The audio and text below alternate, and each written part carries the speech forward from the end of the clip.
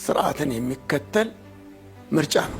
ያልተገባ ጣልቃ ገብነት ወይም አድሏዊነት ቢታይ ተጠያቂነትን ለማረጋገጥ ምን አይነት እርምጃዎች ተረካቢው አካል እስኪመጣ ድረስ ስራውን እየሰራ ይቆያል። እናንተ ማለት እኛ ቀድሞ እሺ፣ በዚህ ላይ በደንብ ተሰርቶበታል። ምክንያቱም ይሄ ጥያቄ የኛም ጥያቄ ጭምር ስለሆነ ዳሩ ግን የሙስሊም ጥሪ ነው ስለተባለ ለመቀበል ተገደናል።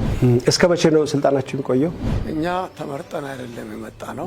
ግን ዶክተር እኔ ምረጡኝ አይበል ሰውየው፣ እነዚህ ናቸው የሚመረጡት ተብሎ ሳይቀመጥም የለበትም። ስንት ፐርሰንት ለሴቶች? በፐርሰንት አይደለም የምናወራው። ጥድፊያ ያስፈልገው ረጋ ተብሎ በአንድ ዓመት ጊዜ ሰፋ ባለ ጊዜ ውስጥ ለምንድን ነው ስራው መሰራት ያልተቻለው? መጅልሱ አመራር አልባ ሊሆን ለምንድን ነው ይፋ የማያደርገው? ይህ መረጃ ህብረተሰብ ዘንድ በበቂ ሁኔታ ማንን አውቆ ነው ሊመርጥ የሚሄደው? ጠቁሞ የሚወስድበትና የሚወክልበት ስርዓት ነው እንጂ ምርጫ አይደለም ለማለት ትችላል። ዕለተ ጁምዓ ምሽት ከ1 ሰዓት ከ45 ጀምሮ ይቀርብላችኋል።